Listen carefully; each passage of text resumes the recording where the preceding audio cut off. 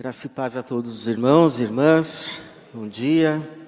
Quero convidar você a abrir a sua Bíblia em Atos dos Apóstolos, capítulo 2. Vamos ler a partir do versículo 42, encerrando hoje as nossas reflexões sobre a Igreja Somos Nós. Esse já é o quinto domingo, já refletimos sobre a Igreja Somos Nós na oração, a Igreja Somos Nós na adoração, a Igreja Somos Nós na comunhão, domingo passado no ensino dos apóstolos, e hoje encerramos com a Igreja Somos Nós no testemunho. Como estamos encerrando, vamos ler o texto, toda a passagem que nos serviu como referência para as nossas reflexões. Atos 2, 42 ao 47. Diz assim: eles perseveravam no ensino dos apóstolos e na comunhão, no partir do pão e nas orações. Em cada um havia temor, e muitos sinais e feitos extraordinários eram realizados pelos apóstolos. Todos os que criam estavam unidos e tinham tudo em comum.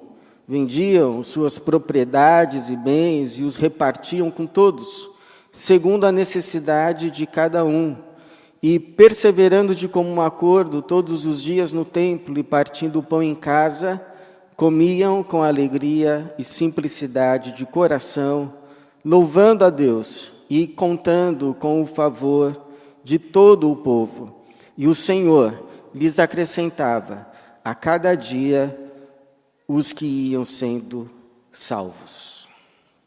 Obrigado, Pai, pela Tua palavra, pela Tua igreja, que aqui o Senhor mais uma vez reúne, pela presença do Teu Espírito, e pedimos que esse mesmo Espírito seja aquele a ministrar a cada alma, a cada mente, em cada coração. Que o Teu nome seja conhecido, exaltado, e a Tua palavra encontre lugar em nós. É a nossa oração, em nome de Jesus. Amém. Eu lembro do testemunho de uma senhora que dizia no passado ser ateia, não acreditava em Deus, ela e a sua irmã, durante boa parte da vida, ou grande parte da vida. Acontece que a sua irmã adoeceu e no leito de morte, essa senhora que conta o testemunho foi visitar a sua irmã. E lá chegando no quarto, aquela irmã que estava na cama, disse a ela, que a visitava: fulana, Deus está aqui. Como assim Deus está aqui? Nós não acreditamos em Deus. E a que estava no leito disse: eu sei, nós não acreditamos, mas Ele está aqui. E morreu. Aquela experiência foi tão impactante para aquela senhora que ela acabou se convertendo. Ela acabou se encontrando com Cristo, ou Cristo se encontrou com ela. E ela se achegou à igreja e o único trabalho que eu tive foi batizá-la, porque já estava convertida. O Espírito Santo já havia feito a sua obra salvadora naquele coração, como fez aqui nesse relato que lemos no dia do Pentecostes, o dia em que Deus, por meio de Jesus, derrama o seu Espírito sobre os crentes. E esses crentes que estavam reunidos no mesmo lugar, eles, cheios do Espírito, começam a anunciar as grandezas de Deus em diferentes idiomas, de forma que os visitantes em Jerusalém, por ocasião da festa, a festa do Pentecostes, o Pentecostes era uma festa, era a festa da colheita. Então os judeus vinham de todas as partes do mundo, porque eles já haviam sido dispersos, para a festa. E quando eles chegaram, muitos judeus de outras gerações, que já haviam aprendido outras línguas, quando eles chegam à festa e veem aquelas pessoas anunciando as grandezas de Deus na língua deles, eles ficam atônitos. Eles se perguntam como que essas pessoas, esses galileus, eles estão anunciando, testemunhando das grandezas de Deus, e cada um de nós ouve na sua própria língua. Alguns chegam a zombar, dizendo que eles devem estar bêbados ou coisa assim, mas Pedro, nesse momento, também cheio do Espírito Santo, se levanta junto com os demais apóstolos e testemunha que isso era o cumprimento de uma profecia, a profecia de Joel, em que dizia que Deus derramaria do seu Espírito, que os jovens teriam visões, os velhos teriam sonhos, e que Jesus, aquele que havia sido crucificado há 50 dias, este era o Cristo prometido, em que aquilo tudo era um sinal, e que agora Deus cumpria a sua promessa, a igreja, o seu povo, o Israel espiritual, a igreja estava levantado. Era aquele que agora então testemunhava a todas as nações que Jesus era o Cristo. E aquela palavra tocou de tal forma no coração daqueles que ouviam, que o texto vai dizer que os seus corações ficaram cortados, ficaram compungidos. Eles então, sem ter o que argumentar, sem ter o que retrucar, convencidos pelo próprio Espírito Santo, do pecado, da justiça, do juízo, eles perguntam: senhores ou irmãos, o que faremos? E aí o Pedro então lhes diz: cada um se arrependa e seja batizado no nome de Cristo, porque essa promessa do Espírito é também para vocês e para os vossos filhos. E aí acontece o que nós vemos aqui, verso de número 41, desse modo os que acolheram a sua palavra foram batizados, e naquele dia juntaram-se a eles quase 3.000 pessoas. Agora veja, essa grande obra, essa obra extraordinária, não foi de Pedro. Essa obra extraordinária não foi dos demais apóstolos. Esta obra do começo, no meio e ao fim, foi toda do Espírito, do poder de Deus derramado, do Espírito de Jesus neles e por meio deles. E a única coisa que eles fizeram foram cooperar com essa obra que o Espírito Santo já estava fazendo. Então Deus está fazendo a sua obra de salvação no mundo. O Espírito Santo está aí. Enquanto nós estamos aqui, o Espírito Santo que está aqui também está lá, trabalhando, agindo. E Ele nos chama a sermos os seus cooperadores nessa obra de salvação. A pergunta é: como que nós, como sua igreja, cooperamos com a obra que Ele já está fazendo? Às vezes nós temos a impressão que se nós não fizermos, não vai acontecer nada. Não, Deus já está fazendo. E Ele poderia fazer tudo sem nós. Tudo. Mas nos dá o privilégio, a honra de participarmos dessa obra de salvação, e nos chama para sermos os seus cooperadores. Nós podemos dizer sim, nós podemos dizer não, mas se dizemos sim, como é que não atrapalhamos essa obra, mas cooperamos com ela? Como é que somos a igreja também no testemunho? Como afirmamos, a igreja somos nós também no testemunho. Entendo, irmãos, baseado nesse texto, que primeiro, acolhendo as pessoas que Deus mesmo salva e traz à sua igreja. Porque nós vamos sair e vamos pregar o Evangelho lá fora. Sim, nós vamos. Faz parte do nosso chamado, faz parte da grande comissão, faz parte da nossa missão. Mas será que antes de irmos, ou ao mesmo tempo que vamos, não seria também importante olhar para o lado e perceber as pessoas que o próprio Deus já está salvando, ou mesmo já salvou e está trazendo para a sua igreja? Ou seja, antes de irmos ao mundo e pregarmos no mundo às pessoas, não é também importante olharmos e percebermos as pessoas que Deus já está salvando e trazendo do mundo e colocando no nosso meio para que nós as acolhamos? Porque aqui no versículo 47 é dito: e o Senhor, não eram os evangelistas, não eram os missionários, não eram os pastores, e o Senhor lhes acrescentava a cada dia os que iam sendo salvos. O Senhor mesmo. O Senhor vinha trazendo.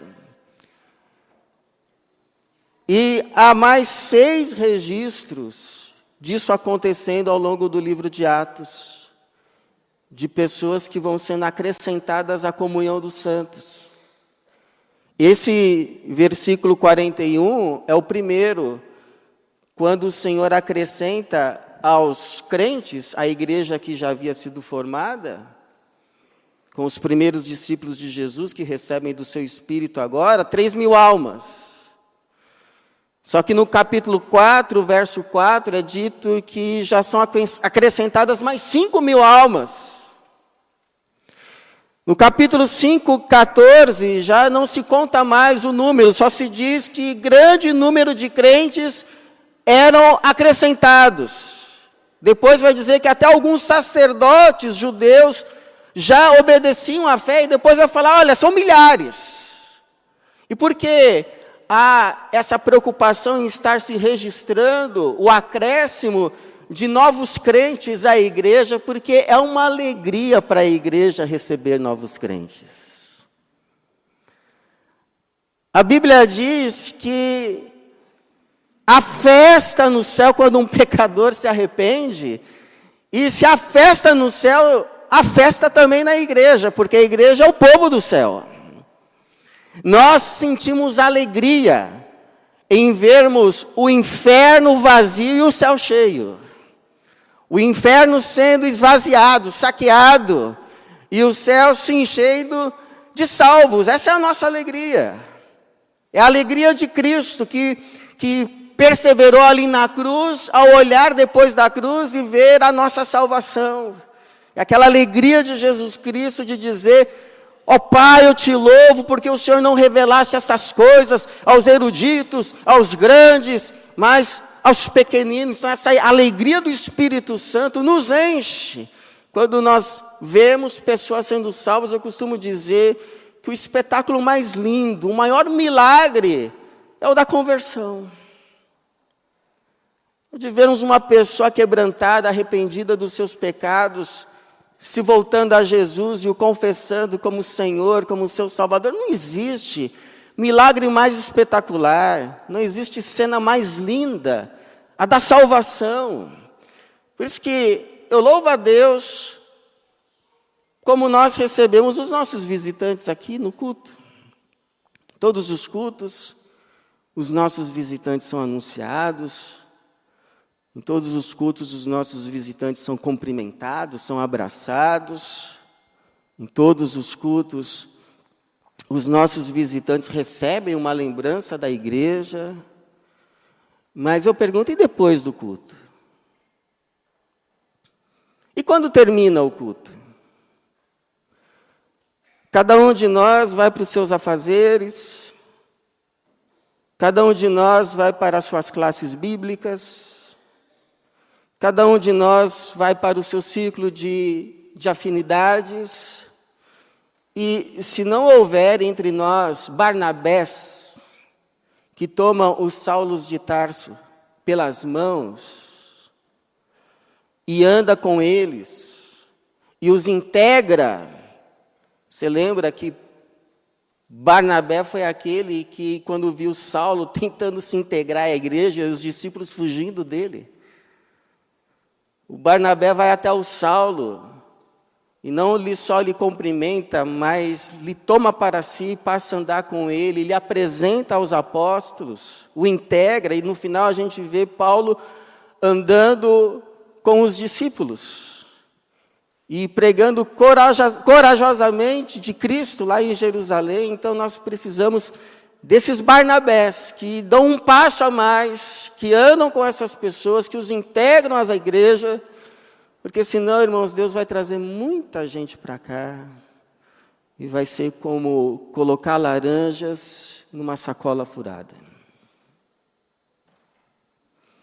Então, costuremos essa sacola, fechemos as portas dos fundos, e acolhamos essas pessoas que o próprio Jesus traz à igreja, porque são pessoas preciosas, pessoas que custaram o sangue dele, e ele traz como bênção e como dons a sua igreja. Não desprezemos as bênçãos que Deus tem trazido a essa casa. Nós cooperamos com essa obra de testemunho, com essa obra do Espírito, de salvação, também, quando nós vivemos lá fora o que nós aprendemos aqui dentro. Alguém já disse que o sal salga é fora do saleiro. E é verdade. A gente vê aqui o testemunho que havia uma grande graça derramada sobre esse povo, sobre essa igreja, sobre esses irmãos. No capítulo 4 vai dizer que em cada um havia grande graça, abundante graça, e era tal graça, que essa graça transbordava para fora. Eles caíam na graça não só de um para com os outros, mas eles caíam na graça, inclusive, dos de fora da igreja. Porque o verso 47 vai dizer, louvando a Deus e contando com o favor de todo o povo. Talvez na sua tradução esteja escrito, caindo na graça do povo. Ou seja, eram pessoas benquistas. Eram pessoas bem vistas, que contavam com a simpatia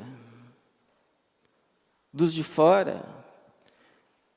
E me faz lembrar um testemunho escrito que uma vez li, de um pesquisador cristão, chamado Antônio Gouveia Mendonça, se eu não me engano, um metodista. E ele pesquisa a introdução do protestantismo no Brasil, e ele faz um relato desses primeiros crentes protestantes, aquele povo que ficou conhecido como crente, de uma geração passada aqui que viveu no nosso país, e o testemunho diz o seguinte: era gente ordeira, pacífica, de confiança nos negócios e, acima de tudo, não afeita à ociosidade. A pergunta é se hoje poderia se dizer o mesmo dos crentes de hoje. Ou pelo menos dos que se dizem crentes. Porque se nós, os de dentro, não o pudermos, quanto mais os de fora. É por isso que o apóstolo Paulo exorta: comportai-vos com sabedoria, ou vejam o proceder do seu viver para com os de fora, aproveitando bem cada oportunidade. A vossa palavra seja sempre amável. Seja sempre amável, temperada com sal, para saberdes como deveis responder a cada um. A gente dá bom testemunho ou não da nossa fé, a depender como vivemos, como agimos e como falamos lá fora. Tudo isso concorre para o bom nome do Evangelho.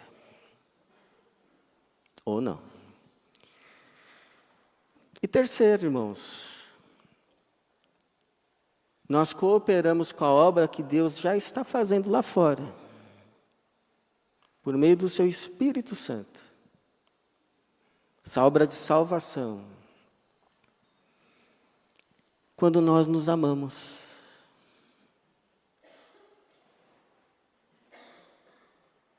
Quando nós nos amamos. A gente se apega muito a João 3,16 na obra evangelística, e está certo. Ali é uma síntese do Evangelho. Deus amou o mundo de tal maneira que deu o seu único Filho para que todo aquele que nele crê não pereça, mas tenha a vida eterna. João 3,16. Mas às vezes a gente se esquece de 1 João 3,16. Você sabe o que diz 1 João 3,16? João 3,16 todos nós sabemos. E 1 João 3,16? Então João 3,16, Deus amou o mundo de tal maneira que deu o seu único Filho, para que todo aquele que nele crê não pereça, mas tenha a vida eterna. E 1 João 3,16? 1 João 3,16 vai dizer assim: nisto conhecemos o amor. Cristo deu sua vida por nós e devemos dar nossa vida pelos irmãos. E aí achei interessante uma explicação desse versículo que diz assim: dar a vida pelos irmãos não significa necessariamente morrer por eles, mas viver em prol, viver em favor, viver para o bem deles, como Cristo viveu. Porque é isso que é amar. Amar é você viver para o bem de alguém. A pessoa a qual você vive para o bem, essa pessoa você ama. E não foi assim que Jesus viveu? O que fez ele deixar o céu e vir viver entre nós, senão o seu desejo do nosso bem? Senão o seu desejo de compartilhar conosco o bem que só ele tinha, e era a nossa maior necessidade, porque estávamos todos morrendo em nossos pecados, a vida. E a vida eterna, e o testemunho daqueles que viveram com ele, é que ele viveu por toda a parte, fazendo o bem. Então agora que esse Espírito de Jesus está não mais entre os crentes, mas nos crentes, essa vida que busca o bem do outro, e se necessário for, para suprir esse bem do outro, promover esse bem do outro, está disposta a se dispor dos seus próprios bens, é manifesta aqui nessa comunidade. De modo que o testemunho é que em cada alma havia temor, em cada mesa havia pão, e em cada boca havia louvor. E isso era testemunho. E você pensa que isso só aconteceu lá atrás?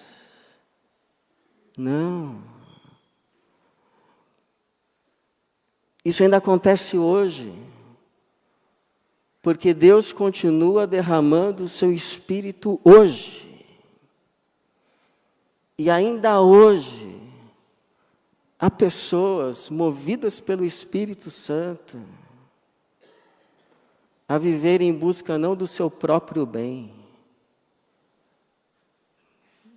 mas movidas a viver para o bem de outros. E para tanto disposta a se dispor dos próprios bens. Eu me lembro, aconteceu, tinha uma viúva na igreja e a casa dela começou a ficar perigosa, precisando de reparos. E teve um grupo de irmãos, uns 4 irmãos, que se dispuseram a ir vários fins de semana à casa dela e fazer a reforma, fazer os reparos, e para tanto se dispuseram, inclusive, dos seus bens, para tanto. O filho dela, que era um avesso ao Evangelho, à igreja, aos crentes, quando ficou sabendo, disse, acho que a sua igreja é diferente. Então, é importante falar que a gente ama? É importante. Mas mais importante é mostrar que amamos. Isso eu tenho aprendido. Olha, em vez de ir lá e falar, olha, você sabia que eu te amo? Importante. Mas mostra que ama. Por isso que Jesus disse, nisto todos saberão que sois os meus discípulos, se amardes uns aos outros. Nisto todos saberão que sois os meus discípulos, se amardes uns aos outros. Então Deus está fazendo a sua obra. Deus está fazendo a sua obra de salvação. Há pessoas sendo salvas agora. Eu poderia contar pelo menos mais uns 2 testemunhos. De pessoas que num sonho viram um livro preto. E dizendo, leia para que você encontre a salvação. Então Deus está fazendo a sua obra. E nos chama a participar dela. Podemos cooperar com essa obra, acolhendo as pessoas que Ele salva e traz. Podemos cooperar com essa obra, vivendo a sua palavra, fora do saleiro, lá fora. E podemos cooperar com essa obra, vivendo o amor que o próprio Jesus viveu, dando sinal, então, da sua presença entre nós. Quem sabe? Hoje mesmo, o Espírito Santo não te leve a uma pessoa ou não te traga a uma pessoa, para que você, por meio de uma dessas formas, testemunhe também do Evangelho de Jesus. Porque como o apóstolo Paulo diz, 1 Coríntios 3:9, porque somos cooperadores, aqueles que operam conjuntamente, ao lado, somos cooperadores de Deus. Que assim seja, irmãos. Que Deus nos abençoe.